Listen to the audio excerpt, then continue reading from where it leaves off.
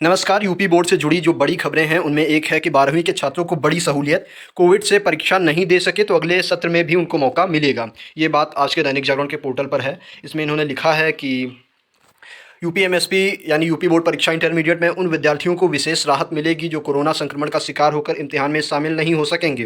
Board ऐसे students को अगले सत्र की बोर्ड परीक्षा में शामिल होने का अवसर देगा। साथ ही उन परीक्षार्थियों की परीक्षा सत्र भी 2021 ही रहेगा। परीक्षा फल में सत्र का बदलाव नहीं किया जाएगा। यानी भले ही वे सत्र 2022 की परीक्षा में शामिल हों, लेकिन उनका उत्तीर्ण वर्ष 2021 ही में रिजल्ट में दर्ज किया जाएगा। तो ये आपको जानना चाहिए। और इसके अलावा हर बोर्ड के लिए एक आदेश निकला हुआ है कि कक्षा 9वीं और 11वीं के छात्रों को पास कर दिया जाए, प्रोन्नत कर दिया जाए अगली कक्षाओं में।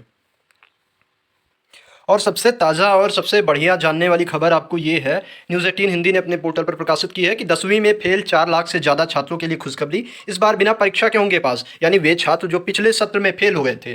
पिछले साल यूपी बोर्ड के 10वीं की परीक्षा में फेल होने वाले 4 लाख से अधिक छात्र इस बार बिना परीक्षा के ही पास हो जाएंगे।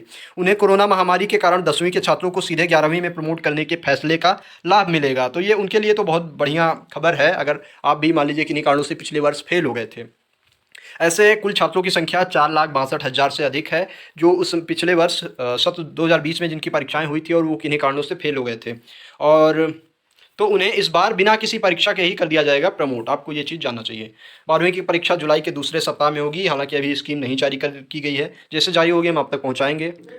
यूपी बोर्ड 10वीं की परीक्षा को लेकर एक अपडेट यह भी है कि एक तरह की कमेटी बनाई गई है जो ये निर्धारण करेगी कि स्टूडेंट्स को कैसे प्रमोट किया जाए। जो 10th के विद्यार्थियों जिनको प्रमोट करने का आदेश किया गया है, तो किस आधार पर उनको प्रमोट किया जाए, इसके लिए भी एक कमेटी इसका निर्धारण करेगी, क्योंकि उसमें भी 3 पक्ष थे। मैंने आप तक वो बात रखी थी। तो आज की रिपोर्ट में ये बातें इन्होंने साफ की हैं कि संकेत है कि जून के पहले सप्ताह में ही निदेशक की ओर से शासन को प्रस्ताव सौंपा जा सकता है इस संबंध में कि कैसे पास करना है, कैसे आपका रिजल्ट बनाना है 10वीं के विद्यार्थियों का। ज्ञात हो कि यूपी बोर्ड पहले ही 10वीं के प्री बोर्ड, छमाही और 9वीं परीक्षा के छात्र छात्राओं के अंक मांग चुकी है। और हर छात्र छात्रा, भले ही व्यक्तिगत परीक्षार्थी ही क्यों न हो, का पिछला अंक पत्र अब बोर्ड के पास है। उसी के आधार पर परीक्षा परिणाम तैयार करने का निर्णय किया जाएगा। परीक्षार्थियों में यह भी कौतूहल है कि बोर्ड उन्हें प्रथम, द्वितीय या तृतीय श्रेणी या ग्रेडिंग के आधार पर प्रमोट करेगा या फिर अंक पत्र में ही प्रोन्नत दर्ज रहेगा। इसका निदान जल्द कमेटी करेगी।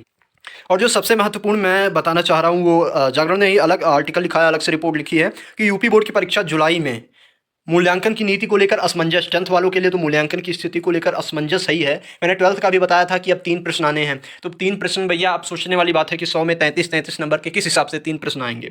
तो इसको लेकर भी असमंजस की स्थिति बनी हुई है। लेकिन इसमें एक बहुत महत्वपूर्ण चीज़ दैनिक जागरण की रिपोर्ट में है, बहुत महत्वपूर्ण पैराग्राफ है, कल शायद न्यूज़पेपर में भी आएगा। और तो इसमें जो चीज़ दी हुई है मैं आपको ये बताना चाहता हूँ। इसमें लिखा है जुड़ सकते हैं औसत अंक, मीन्स एवरेज मार्किंग भी ऐड की जा सकती है। जीआईसी शाहगंज के डॉक्टर सुशील जैन का मानना है कि बोर्ड परीक्षा के अंक के साथ औसत अंक भी जोड़ सकता है। इसलिए बोर्ड ने स्कूलों से कक्षा 11वीं के वार्षिक व आंतरिक मूल्यांकन के साथ इंटर के अर्धवार्षिक व प्री बोर्ड व आंतरिक मूल्यांकन के अंक मांगे हैं। संभावना है कि 1.5 घंटे की परीक्षा के अंक और अपलोड कराए अंकों के औसत के आधार पर विद्यार्थियों का परीक्षा परिणाम तैयार किया जाएगा।